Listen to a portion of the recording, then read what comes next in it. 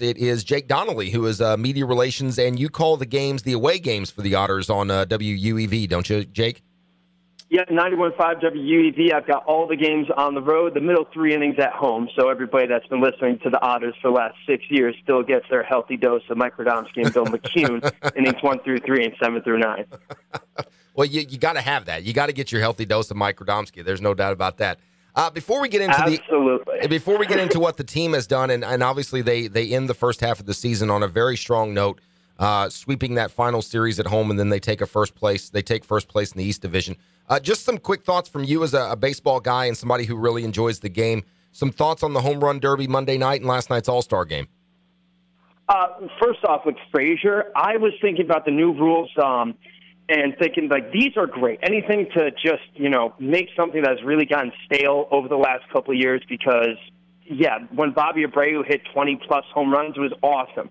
But now every single Major League Baseball player can hit 20-plus home runs at the home run derby. So it got wicked stale. Sorry, there's my New England coming through. It got really stale. And the new time frame, I think it's awesome. And then you just had the hometown guy in Frazier hitting a buzzer-beating home run, which I read on Deadspin. The guy who wrote an article said, that's a phrase I want to hug.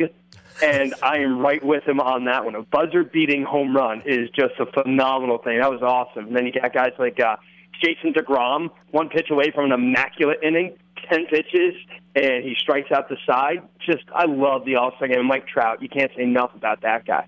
We were talking yesterday about this kind of influx of new young talent that Major League Baseball has going for it now with Mike Trout, Bryce Harper, Anthony Rizzo, Chris Bryant, Jock Peterson. You could throw a few other names in there. It feels to us like baseball's it's going to be in good hands moving forward. It really is. And you have guys like Jock Peterson, who is one of those 3 true outcome guys where it's either going to be a walk, a strikeout, or a home run. Now, as a former collegiate catcher, I see nothing wrong with that, and he's a phenomenal player, not just at the bat, but also in the field. And that's the difference, I think, with a lot of these new guys. Like Harper is so much fun to watch in the outfield, and I keep harking back to Mike Trout, but Trout is pretty much, he's the best baseball player I have ever seen. And he is right in line with, like, prime Ken Griffey. And I mean, like, center field, spider climbing the wall type of stuff. Ken Griffey Jr. out in Seattle before he went over to Cincinnati. That's how good Mike Trout is. And the guy's what? Like 6'3", 245 pounds of muscle, and he can get down the line in less than 4 seconds. So right now we're seeing in Major League Baseball not just an influx of new talent, but this influx of new talent might be higher than anything anybody could have ever imagined. Well, you bring up Peterson. He's the front runner, I would think, he and Chris Bryant for National League Rookie of the Year right now. Peterson probably ahead of Bryant in a lot of people's ballots if they were able to vote today. But you bring up a valid point. This guy swings for the fences. There's no doubt. He's got a sweet swing. I said that yesterday.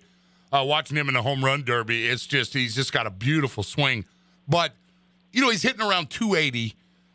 Are those Rookie of the Year numbers? I appreciate home runs and all of his talent, but I'd also maybe kind of like to see a guy get on base every now and then too. You know what I mean? It is, and that's the thing. You're either going to see a home run or you're going to see a walk from Peterson. Rarely is he the guy that's going to swing at the first pitch, get a single. He will work the count. That's what he does. But if you're looking for batting average, I think that kind of statistic now, if you're looking for it in terms of Rookie of the Year, has gone by the wayside. Everything is kind of harkening back to like your late 1980s, where your guys that are going to hit 30 to 40 home runs are going to bat 260. Remember, it's just during the steroid era in the 1990s and the 2000s when your 45, 50 home run guys were also batting above 300. That never used to be the case. Now we're starting to see a reversion back to, that's bad English, but we're starting to see everybody going back to what it used to be a couple decades back. And I'm okay with that. I'm fine with it. Well, let's move back a little closer to home and touch on the Evansville Otters, who you're involved with day in and day out this time of year. Well, like you told us when we talked to you earlier today, yeah, I got plans to be by the pool a little later, so let's get this thing done, man. And that's what you got to get. And the All-Star breaker gives you a chance to kick back a little. But let's let's touch on the Otters. Going into the All-Star break, they lead they're in first place. They had a lot of guys return from last year. I know it was expected that they were going to be very competitive, but are they ahead of the game right now, or where you thought they would be? They are slightly ahead of the game, and emphasis on ever so slightly.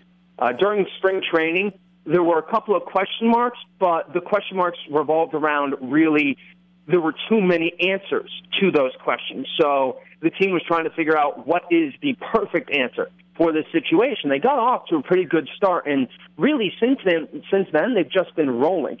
The issue over the last month when they were sitting in second and third wasn't that they were losing 2 out of 3 games. It was that they couldn't just come up with a sweep. Now, all of a sudden, in the last series of the first half of the season, they sweep the Lake Erie Crushers, and you look at the standing. Not just are the Otters with a 33-18 record leading the East Division, that 33-18 record is the best record in the Frontier League. The main thing that I would point out would be you have to tip your cap to Max Peterson, the pitching coach.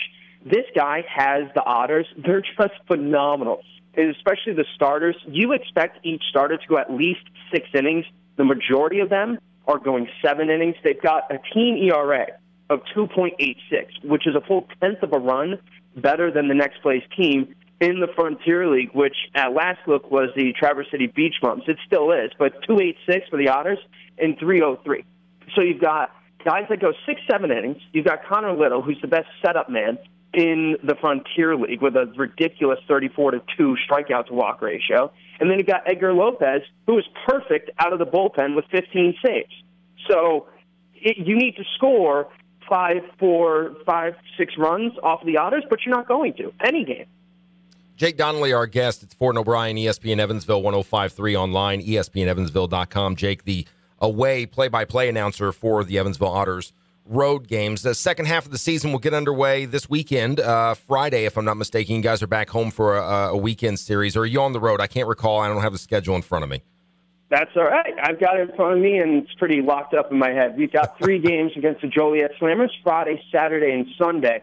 The Slammers, a team that we went to earlier in the season and scored 24 runs in 3 games while sweeping them.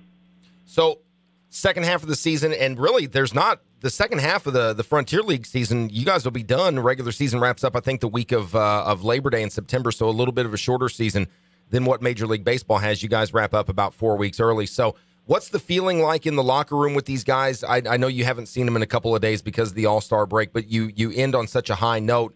I would think that going forward, that's going to help carry some momentum. Yeah, that's the correct word right there. It's momentum. These guys have been feeling it for a while. As I mentioned a couple moments ago, the thing that they were really itching for was that sweep. And getting that sweep heading into the All-Star break has really made them not calm down, but it's got them right where they want to be.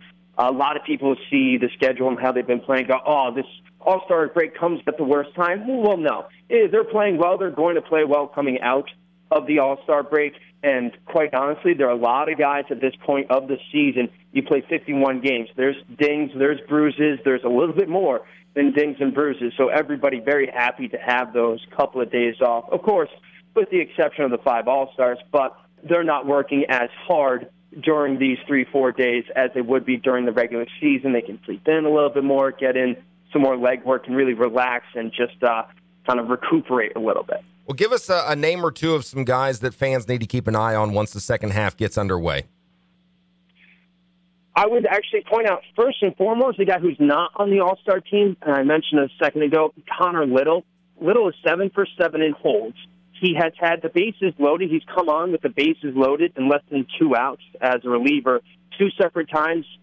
So far this season, he's a guy who's stranded 10 out of 11 inherited runners.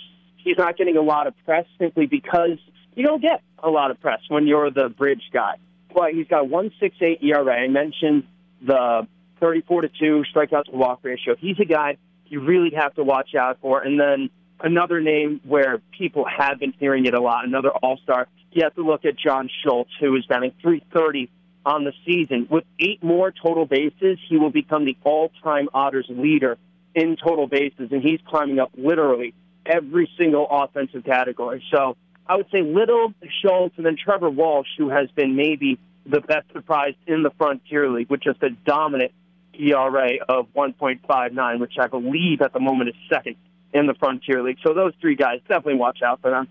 Jake Donnelly, our guest, Ford and O'Brien, ESPN Evansville 105.3 online, ESPNEvansville.com. You can catch Jake on all the play-by-play for every Otters road game on 91.5 WUEV. Great stuff, Jake. We appreciate taking some time out on your All-Star break, and enjoy the pool this afternoon, and we'll talk again soon. Absolutely, yes. Look forward to speaking to you guys again. Thanks, Jake.